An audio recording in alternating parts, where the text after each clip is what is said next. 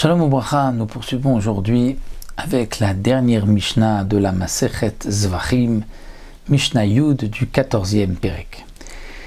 Et nous terminons ainsi cette Masechet concernant les Korbanot. La Mishnah nous dit Elo Kodashim, voici les Korbanot, Kerevim ba Mishkan, que l'on doit sacrifier au Mishkan, c'est-à-dire sur la Bama Gdola. Même à l'époque, dans la période où on pouvait sacrifier en dehors du Mishkan, ce que nous avons vu pendant les 14 ans de Gilgal, ou pendant les 57 ans où les Bnei Israël étaient à Nov et ensuite à Givon, là-bas avait été érigé du Mishkan, on avait le droit de faire des bamot, un hôtel particulier, et de faire là-bas des korbanot. Quels korbanot on pouvait faire dans cette période où les bamot, les hôtels particuliers étaient permis? La Mishnah nous dit, voici les korbanot qu'on doit faire au Mishkan et voici ceux qu'on pouvait faire dans la Bama. Elu korbanot krevim ba Mishkan, kodashim shugdeshu la Mishkan, un korban qu'on a été magdish pour le Mishkan. C'est-à-dire qu'on n'a pas précisé, c'est un korban qui généralement est pour le Mishkan. Quel est le korban qui est pour le Mishkan? Un korban tzibour, un korban de la communauté, comme le korban tamid, le korban moussaf, des fêtes. Ça ne se faisait pas dans un hôtel particulier, même à l'époque où les bamot étaient permises. C'était là où, on appelle la bama gdola, là où se trouvait le Mishkan. Donc tous ces sacrifices, lorsqu'on les a sanctifiés, c'était pour le Mishkan, on doit le faire au Mishkan. Korbanot à tzibour, kerevim ba Mishkan. Les korbanot du tzibour, c'était de la communauté, korban tamid, les moussafim, on le fait au Mishkan. Les korbanot yachid, bebama. Et le korban d'un particulier pouvait être sacrifié dans une bama. Quelqu'un voulait offrir un korban ola, korban shlamim, pendant cette période où les bamot étaient permises, il pouvait le faire en dehors du Bet Hamikdash, en dehors du Mishkan.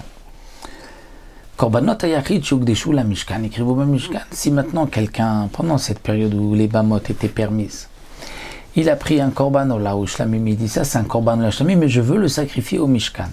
Eh bien, écrivez-vous ba Mishkan, il devra l'amener au Mishkan. Puis mikrivan bebama. Et si il a malgré tout sacrifié dans un hôtel particulier, dans une bama, eh bien il sera patour. Il sera patour, il n'y a pas de transgression parce que les bamot sont permises. Mais les khatrila, il aurait dû le faire au Mishkan étant donné qu'il a dit je veux que ce korban soit fait au Mishkan. On n'a pas le droit de changer, de manquer, transgresser sa parole.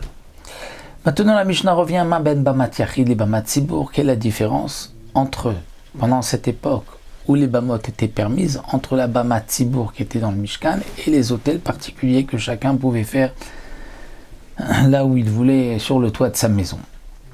La différence c'est smicha, c'est-à-dire lorsqu'on doit poser les mains sur le korban, la smicha ne se faisait que dans la bama gdola. Même pour un korban ola shlamim, on doit faire une smicha, si c'était dans une bama, on ne faisait pas, on ne posait pas les mains. La Torah a dit l'ifnei Hashem besamach. La smicha se fait l'ifnei Hashem, là où il y a le Mishkan. Ou shritat safon, cette obligation d'égorger au nord les kodesh kodashim, comme nous avons vu dans le 5e Perek. Shritatan betzafon, korban khatat, korban hacham, korban ola. Le nord, c'est que dans le Mishkan, pas dans un hôtel particulier. Ou matan saviv, cette obligation d'asperger deux qui font 4 autour du Misbéar, ça c'est dans la grande Bama. Tnoufa de même, lorsqu'on fait des balancements, c'est dans la Bama Gdola, pas dans les petits hôtels. Ve'agasha, et lorsqu'on amène la mincha proche du Misbéar, c'est seulement dans la Bama Gdola. Rabbi Yehuda Omer, en mincha babama. Rabbi Yehuda dit, en vérité, dans la Bama, il n'y avait pas de mincha du tout. D'après Tanakama, la Tnoufa, la Agasha ne se faisait pas dans un hôtel particulier, mais on pouvait apporter une mincha. Rabbi Yehuda vient dire non, il n'y a pas du tout de mincha dans les bamot. Les offrandes, c'est que au Mishkan. La Torah a permis de faire des zvachim dans la bama, des sacrifices, des bêtes, mais pas des offrandes. De même, kiyun, le fait qu'il y ait un Kohen, que ce soit un Kohen qui fasse la avoda, ça c'est que au Mishkan. Dans une bama, c'était pas nécessaire. Bigdei sharet, que le Kohen soit habillé avec les habits des Kohanim, que au Mishkan. Ou Kli Sharet, et que ce soit avec des ustensiles kadosh, ça c'est aussi que au Mishkan et pas dans les bamot. Vereach nichoach, le din que il doit y avoir, le sacrifice doit être Reach Nichoach, comme nous avons vu à la fin du 4e Pérec, c'est-à-dire que si les viandes ont été grillées avant d'être montées sur le misbéach, ce n'est pas bon parce que il n'y a pas de Reach Nichoach de bonne odeur, donc ce din-là, c'est seulement dans le misbéach, marqué Reach Nichoach l'Hachem, mais pas dans la bama. Mechitza, badamim, est-ce que nous avons vu qu'il y a parfois le sang qui doit être aspergé en haut du misbéach, parfois en bas, korban khatat en haut, korban ola, shlamim, hacham en bas du chut hasikra, de ce fameux fil rouge qui délimitait la moitié du misbéach. Ça ne concerne que le mishkan, que le misbéach du mishkan, pas dans les bamot.